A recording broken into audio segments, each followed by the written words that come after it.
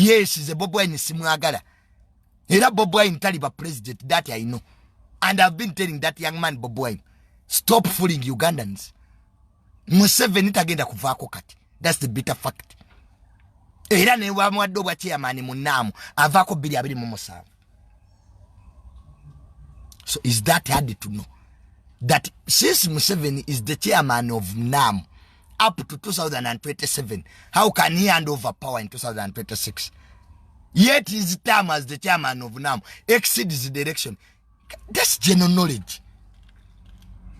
Kanecho nacho wetaga musomesa. Ama mutumenyeza nnyo. So me, I don't support nope. I find their ideas are idiotic.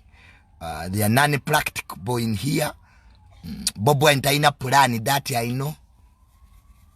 Ebintu nebya mutabuka ku struggle yagiriyamu. Yatulimba aba America tebaliyo. Natugamba Antebe mu Ntebe. Bobi Wine natulimba ati President Museveni tajja kulayira yalayira. Bobi Wine is a dramatist, muzanyi wa katemba. Don't expect much from him. I think now you are starting to realize Bobi Wine taina kyagenda bayamba. He's just a comedian playing his comedy around. How can you remove Museveni really? It's a joke. How can you remove President Museveni without guns? Kati mundu muina condom. So condoms kwamba laba muina condom nyingi mubera maloji je musinzira. Hey, tugenda kujja ko ngoli muloji gwe. Do you know what it takes to remove Museveni from power? Do you know what it takes? Do you know what it takes to remove Museveni from power? Oh, muzanya buzanya. Joking around. My President Museveni afuga mawangana. Omayinti ne Kenya nga batekako William Samuel Ruto yasemba yokwogera. He was the last to speak. Era William Samuel Ruto yamintroducing anga fathers of the region. Do you know what it means? Another president. Okwita, let us welcome the fathers of the region. You think ebyo babigaba bugabi? Ngoli mu sovereign country. I think some of you are still young.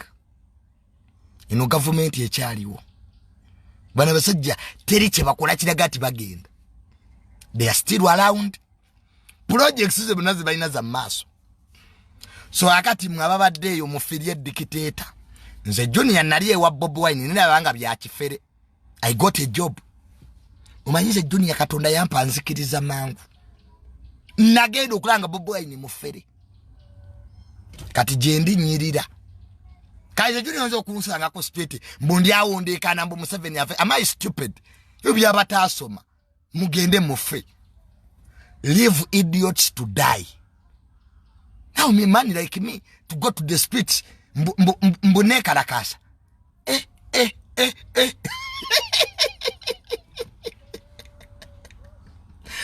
Kalwachi banagenda kusomero. Abasoma tebakozesa maanyi. They use their heads. Chovola banga parliament esobola okutuula ne amendinga ne gati president wa Uganda badamulonderanga mu parliament. Gwe munaku atudde makindi.